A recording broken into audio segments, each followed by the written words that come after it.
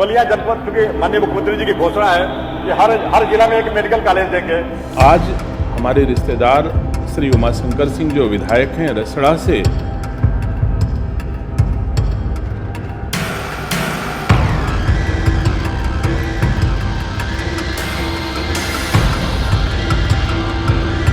सपा के लोग राजनीति कर रहे हैं तो हम राजनीति करने वाले नहीं है। हम क्या एक विधायक की इतनी हैसियत हो सकती है कि उसकी पार्टी सत्ता में भी नहीं है और वो जब चाहे जिसे चाहे जैसे चाहे पूरे विभाग को नचा सकता है? और विभाग भी कोई छोटा मोटा नहीं, पीडब्ल्यूडी विभाग। और ऐसा ही हो रहा है उत्तर प्रदेश में। ऐसा करने वाले कौन हैं? जब आप नाम सुनेंगे तो आप भी हैरान रह जाएंगे। उनका नाम है उमाशंकर सिंह। और उमाशंकर सिंह की पीडब्ल्यूडी विभाग में इतनी गहरी पैठ और पहुंच बन गई थी कि उस विभाग के अधिकारी खुद विभाग के मंत्री की नहीं सुनते थे। दयाशंकर सिंह के साथ क्या हुआ था यह आपको आगे बताएंगे, लेकिन उससे पहले आपको जो जानना चाहिए या जो समझना चाहिए वो बड़ा महत्वपूर्ण है। यह जो आलीशान शीश महल आप देख रहे हैं, ईमानदारी के पैसों से इसे खड़ा करने में कई पुश्तों की जमीन बिक जाती है, तब जाकर ऐसा शीश महल तैयार होता है। इसी शीश महल में रहते हैं बीएसपी के इकलौते विधायक उमाशंकर सिंह। उमाशंकर सिंह के यहां 25 फरवरी को करीब 30 ठिकानों पर इनकम टैक्स की रेड पड़ी, लेकिन इनकम टैक्स विभाग के अधिकारी जब पहुंचे तो बहुत बवाल हुआ। उनके समधी दिनेश प्रताप सिंह ने आरोप लगाया कि उमाशंकर सिंह के साथ गलत हो रहा है, क्योंकि उनको चौथे स्टेज का कैंसर है और वो बहुत ज्यादा बीमार है। ऐसी हालत में अदालत भी किसी आरोपी पर या किसी दोषी पर रहम खा जाती है, लेकिन इनकम टैक्स विभाग को कोई तरस नहीं आया। तो हमने भी सोचा कि क्या इनकम टैक्स विभाग के लोग सचमुच इतने निर्दयी और क्रूर होते हैं कि उमाशंकर सिंह की इतनी बुरी हालत के बावजूद, बीमार होने के बावजूद छापेमारी करने पहुंच गए। हम जब इसकी तह तक पहुंचे और इस कहानी को जानने की कोशिश करने लगे तो हमें एक बहुत बड़ा झोल मिला। पता चला कि उमाशंकर सिंह वही विधायक हैं जिनको कभी लगता था कि पीडब्ल्यूडी विभाग उनकी जेब में है। सरकारें किसी की भी रहे, विभाग में अगर किसी एक आदमी की चलती थी तो उमाशंकर सिंह है। हम इस छापेमारी के पीछे की असली कहानी आपको बताने जा रहे हैं, और कहानी बताएं उससे पहले कुछ बड़ी बातें समझा देते हैं। इससे आपको अंदाजा हो जाएगा कि इनकम टैक्स विभाग के अधिकारी कितनी बड़ी तैयारी के साथ आए थे। और जब भी इनकम टैक्स की कहीं तैयारी के साथ पहुंचने की कोशिश होती है तो समझ लीजिए कि वहां मामला बहुत ही बड़ा होता है। इनकम टैक्स की टीम ने बसपा विधायक के गोमती नगर स्थित आवास पर छापेमारी की, लेकिन इसके लिए नॉर्मल सरकारी गाड़ियों की जगह बारातियों की गाड़ी का इस्तेमाल किया गया। इन कारों पर महेंद्र कुमार संग संगीता कुमारी के शादी वाले स्टिकर लगाए गए और तब जाकर वहां पहुंचे। इस छापेमारी को लेकर किसी को शक ना हो सका, इसी वजह से इनकम टैक्स विभाग के अधिकारियों ने ऐसी रणनीति अपनाई। इसी रणनीति के चलते अधिकारी बिना शोर शराबे के सीधे विधायक के आवास तक पहुंच गए और कार्रवाई शुरू कर दी। अब आते हैं उमाशंकर सिंह के बीमार रहते हुए भी यह छापेमारी क्यों हुई, इस वाले पॉइंट पर। कहा जा रहा है कि विधायक जी को 4th स्टेज का कैंसर है, वो बहुत बीमार है, हालत नाजुक है और हाल ही में अभी अमेरिका से अपने ब्लड बदलवा कर लौटे हैं। लेकिन क्या आप जानते हैं कि यही उमाशंकर सिंह पीडब्ल्यूडी विभाग में करोड़ों रुपए के टेंडर अपनी कंपनी छात्र शक्ति के नाम करवा रहे थे, तब यह कैंसर उनको नहीं था, या यूं कह लीजिए कि कैंसर छिपा लिया गया। जब सोनभद्र की पहाड़ियों का सीना चीर कर करोड़ों का पत्थर अवैध तरीके से यानी अवैध खनन के माध्यम से बेचा जा रहा था, तब वो बीमार नहीं थे। जब गोरखपुर में ऐसी घटिया सड़क बना दी गई कि नाले का पानी लोगों के बेडरूम में पहुंच गया, तो विधायक जी की सेहत तब भी बहुत अच्छी थी, एकदम चकाचक थी।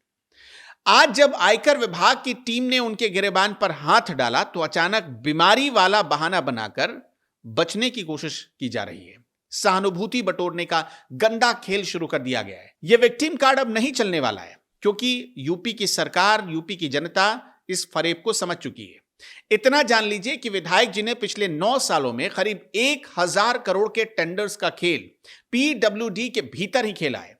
अजय चौहान जैसे बड़े अफसरों और पंचम तल पर बैठे कुछ खास चेहरों ने मिलकर उमाशंकर सिंह के लिए जैसे रेड कारपेट बिछा रखा था। सूत्र तो यहां तक बताते हैं कि टेंडर की शर्त विधायक की कंपनी की प्रोफाइल देखकर लिखी जाती थी, यानी खेल शुरू होने से पहले ही विजेता का नाम तय कर दिया जाता था। अयोध्या, वाराणसी, गोरखपुर, बलिया ऐसे बहुत बड़े बड़े शहर हैं जहां पर बड़े बड़े बजट के प्रोजेक्ट्स आए, उन पर छात्र शक्ति का कब्जा हुआ और दूसरी कंपनियां जो काबिल थीं उनमें तकनीकी खामियां निकालकर बहाना बनाकर उनको रेस से बाहर कर दिया गया। लोकतंत्र और पारदर्शिता का गला घोटना किसे कहते हैं, उमाशंकर सिंह ने इस खेल को बखूबी खेला है। सिर्फ टेंडर मैनेज करना ही इनका काम नहीं था, असली मलाई तो रिवाइज्ड एस्टिमेट के नाम पर काटी जाती थी। पहले किसी सड़क का ठेका कम दाम पर लो, फिर अफसरों से साठगांठ करो, कागजों पर दिखाओ कि काम बढ़ गया है और देखते ही देखते 10 करोड़ का प्रोजेक्ट 20 करोड़ का हो जाता था। इसके बाद असली खेल शुरू होता था, डबल पेमेंट वाला खेल। डबल पेमेंट का वो मायाजाल जिसमें एक ही काम के पैसे दो दो बार निकाले जाते थे। यह वो पैसा होता है जिससे उत्तर प्रदेश के हजारों गांवों में स्कूल खोले जाते हैं, अस्पताल बनते हैं। लेकिन यह पैसा गया कहां? उमाशंकर सिंह की उन बेनामी संपत्तियों में जिनका हिसाब अब इनकम टैक्स विभाग की टीम लेने की कोशिश कर रही है। एक दो नहीं, 1000 करोड़ रुपए के टैक्स के गबन का आरोप उन पर लगा है। सिर्फ टैक्स के गबन का आरोप। इससे आप अंदाजा लगाइए कि उनकी असली कमाई कितनी रही होगी। मायावती अपने इस मोहबोले भाई के लिए अब ढाल बनकर खड़ी हो गई है, लेकिन उनका इस तरह खड़ा होना और भी शर्मनाक है। 2022 में बसपा के पास सिर्फ एक सीट बची, रसड़ा की। मायावती ने अब इस कार्रवाई पर सवाल उठाकर फिर से वही विक्टिम कार्ड खेला है। उन्होंने इसे बदले की राजनीति वाला एंगल करार दिया है। लेकिन क्या भ्रष्टाचार का कोई धर्म होता है या जाति होती है? क्या राखी बांधने का मतलब यह होता है कि भाई चाहे कितना बड़ा घोटाला कर कर बैठा हो, बहन उस पर पर्दा डाल दे? जिस विधायक की सदस्यता 2017 में, गौर से सुनिएगा, जिस विधायक की सदस्यता साल 2017 में राज्यपाल राम नाईक ने, तत्कालीन राज्यपाल राम नाईक ने सिर्फ इस वजह से रद्द कर दी कि भाई ये विधायक रहते हुए भी सरकारी ठेके और पट्टे उठाते हैं और पद पर रहते हुए सरकारी ठेके का लाभ उठा रहे हैं। उन पर इतना भरोसा आखिर मायावती को हुआ क्यों? क्या यह सच नहीं है कि बसपा की ढहती हुई सियासत को इसी ठेकेदारी के पैसे से ऑक्सीजन दी जा रही है? सोनभद्र का पत्थर खनन मामला हो, जो इस भ्रष्टाचार की सबसे बड़ी गवाही है। अगस्त 2025 की कैग रिपोर्ट ने यह साफ साफ लिखा था कि कैसे नीलामी की दरों को बदलकर सरकार को करोड़ों रुपए का चूना लगाया गया। 33,000 क्यूब मीटर से ज्यादा की गिट्टी का अवैध खनन कोई छोटा अपराधी नहीं कर सकता है, हिम्मत भी नहीं करेगा वो। इसके लिए बड़ा कलेजा चाहिए, सत्ता का संरक्षण और विभाग के बड़े अफसरों के साथ आपके अच्छे तालमेल चाहिए, मिली भगत होनी चाहिए। छात्र शक्ति इंफ्रा कंस्ट्रक्शन ने इसी तरह पहले पीडब्ल्यूडी के अधिकारियों से हाथ मिलाया, फिर सत्ता में अंदर तक पहुंच बनाई और स्थिति यह हो गई कि सारे नियमों को ठेंगा दिखाती रही है कंपनी। इस बात का यह सब कुछ सबूत है कि उमाशंकर सिंह खुद को कानून से ऊपर समझने लगे थे। इनकम टैक्स की टीम ने जिस तरह बाराती गाड़ियों का सहारा लिया, वो ये भी बताता है कि विधायक का जासूसी तंत्र, उनकी मुखबिरी कितनी मजबूत है, कितना स्ट्रांग है। अगर वो सरकारी गाड़ियों से आते तो विधायक को यह खबर पहले लग जाती। उनके गुर्गे सारे सबूत जलाकर राख कर सकते थे या मिटा सकते थे। इस बात का डर था, लेकिन इस बार पासा उल्टा पड़ गया है। अब गोमती नगर के आलीशान बंगले में जो कागजात मिल रहे हैं, वो सिर्फ टैक्स चोरी की कहानी नहीं कह रहे, वो बेनामी संपत्तियों की तरफ भी इशारा कर रहे हैं जो विधायक की पत्नी पुष्पा सिंह, उनके बेटे युकेश और बेटी यामिनी के नाम पर खरीदी गई है। ये इतनी बड़ी करोड़ों की संपत्ति है। विजिलेंस की जांच में पहले ही यह बात साबित हो गई कि प्रयागराज और वाराणसी के उप निबंधक कार्यालय से ऐसे दस्तावेज मिले जो विधायक की घोषित संपत्ति से कई गुना ज्यादा थे। पीडब्ल्यूडी के भीतर बैठे प्रभावशाली चौहान, ध्यान दीजिएगा, ये एक अधिकारी हैं।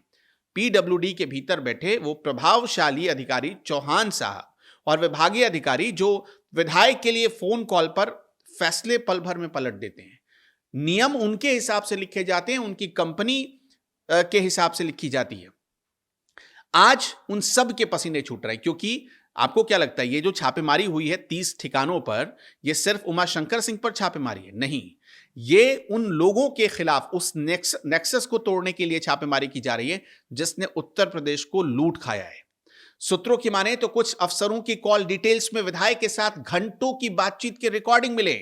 यह बातचीत सड़क बनाने को लेकर नहीं, बल्कि हिस्सेदारी वसूलने को लेकर है। सबसे दिलचस्प बात तो यह है, जो अधिकारी ईमानदार होने का नाटक करते हैं और जिन्होंने विधायक की कंपनी की फाइलों पर आपत्ति जताई, उनका ट्रांसफर कर दिया गया।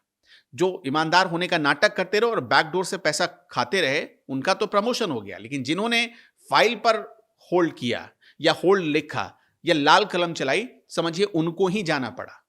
उन अधिकारियों को प्रताड़ित किया गया।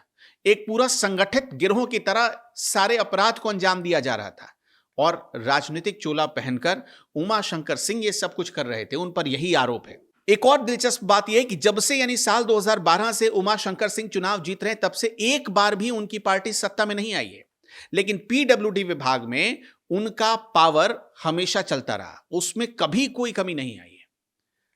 उन्होंने यह समझ लिया था कि राजनीति में पावर तब आती है जब हाथ में पैसा हो, इसलिए पावर में ना रहने के बावजूद उमाशंकर सिंह पावरफुल इंसान माने जाते थे। उन्होंने ठेकेदारी को अपना हथियार बनाया और राजनीति उनके लिए सेवा नहीं बल्कि एक कवच की तरह, एक ढाल की तरह बन चुकी थी, ताकि उनके अवैध धंधों पर कोई आंच ना आए। लेकिन वो भूल गए थे कि हर साम्राज्य का अंत एक न एक दिन तो होता ही, एक तारीख मुकर्रर होती है उसकी, और अब वो तारीख बहुत करीब है। योगी सरकार जीरो टॉलरेंस की नीति का दावा करती है, लेकिन उमाशंकर सिंह पर यह जो कार्रवाई हो रही है वो सरकार पर भी, सरकार के विभाग पर भी एक बड़ा प्रश्न चिन्ह खड़ा करता है। ये पूरी कार्रवाई खड़ी करती है। आप अंदाजा लगाइए कि जिस सरकार ने कई अधिकारियों को लपेट दिया, कई अधिकारियों को हटा दिया, उनकी नौकरी चली गई सिर्फ जीरो टॉलरेंस के नाम पर, उसी सरकार में पीडब्ल्यूडी विभाग के भीतर इतना बड़ा खेल चल रहा था और सालों तक चला। आखिर ये सब हुआ कैसे? क्या जांच के नाम पर लोगों की आंखों में धूल झोंकने का खेल तो नहीं चल रहा है? यह भी एक बड़ा सवाल है। अखिलेश यादव ने जो सवाल खड़े किए हैं, आप उससे मुंह नहीं चुरा सकते हैं। अखिलेश यादव ने कहा है कि यह छापेमारी इसलिए हुई क्योंकि मुख्यमंत्री विदेश में हैं, जापान गए हुए हैं। अखिलेश यादव का यह बयान है। अब उनका इशारा समझिएगा, वो कहना यह चाहते हैं कि योगी आदित्यनाथ अगर उत्तर प्रदेश में होते तो यह कार्रवाई नहीं होती।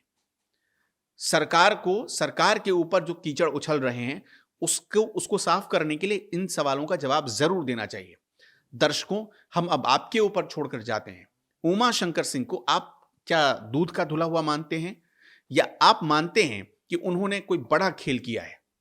उनके खिलाफ जो कार्रवाई हो रही है, इस पर आप क्या सोचते हैं, कैसे सोचते हैं? कमेंट सेक्शन में हमें जरूर बताइए। इस वीडियो में इतना ही। नमस्कार।